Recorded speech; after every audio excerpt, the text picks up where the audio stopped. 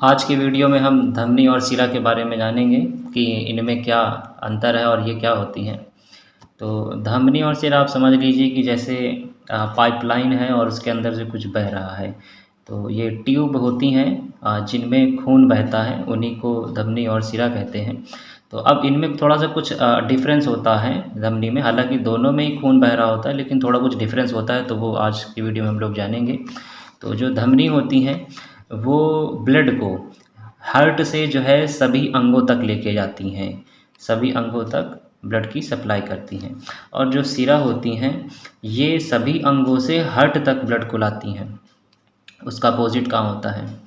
धमनी में जो है प्योर ब्लड जो है वो बहता है और जो शिरा है उसमें इम्प्योर अशुद्ध ब्लड बहता है। लेकिन एक अपवाद है, एक धमनी है जिसको फुफ्फुसी धमनी कहते हैं। इसमें जो है उल्टा होता है, इसमें शुद्ध नहीं होता बल्कि अशुद्ध ब्लड होता है। उसी तरह से जो शिरा है इसमें भी एक अपवाद है, जो फुफ्फुसी शिरा होती है इसमें अशुद्ध नहीं बहता बल्कि शुद्ध बहता है। धमनी में जो ब्लड है वो ज़्यादा प्रेशर के साथ में बहता है और शिरा में जो है कम प्रेशर के साथ में बहता है। धमनी की जो दीवार होती है, दीवार का मतलब यहाँ पे आप देखिए कि धमनी की जो दीवार है जैसे ये मान लीजिए ये धमनी है, तो ये इसकी बात की जा रही है, ये दीवार जो है।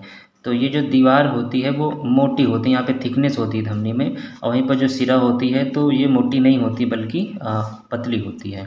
धमनी जो है मजबूत होती है, काफ़ी मजबूत होती है शिरा की तुलना में, और जो शिरा होती है वो कम मजबूत होती है। धमनी में लचीलापन जो है वो कम होता है। अब जब ये मोटी है इसकी दीवार तो लचीलापन भी कम होगा। उसी तरह से जैसे ये पतली होती है तो ये ज़्यादा लचीली होती है शिरा।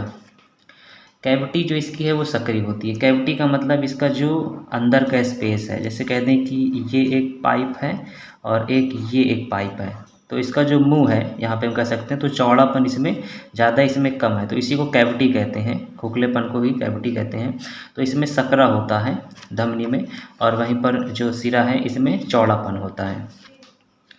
अगला नंबर है धमनी में कि जो धमनी है वो गहराई में होती हैं और जो शिरा होती हैं वो सतह पर होती है। सतह का मतलब है कि जैसे हाथ है, हाथ में आपने देखा होगा कि हरी हरी जो नसें जिनको कहते हैं, जिनको नसें कहते हैं वो दिखाई देती हैं, उन्हीं को शिरा कहते हैं। और जो धमनी होती हैं वो गहराई में अंदर होती हैं, वो बाहर से दिखाई नहीं देती हैं।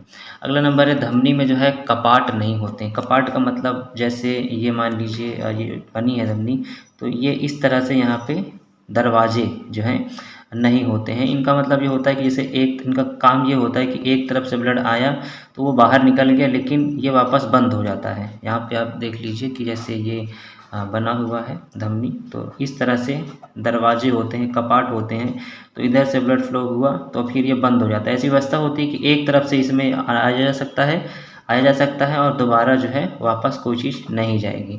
तो ये कपाट का जो सिस्टम है इसमें धमनी में नहीं होता है, शिरा में जो है मिलता है ये कपाट। इसके बाद देखते हैं कि जो धमनी है वो गुलाबी रंग की होती है और लाल सी होती है, जैसे कि बताया गया कि ये बाहर से नहीं दिखेगी, ये गहराई में होती है। और जो शिरा है वो गहरी लाल है, नीली सी दिखाई देती है, तो नीले रंग की है। होता वास्तविक में उसमें अगर थोड़ा और अंदर से देखेंगे तो आपको गहरा लाल दिखेगा, लेकिन ऊपरी सतह से हमको नीली सी दिखाई देती है।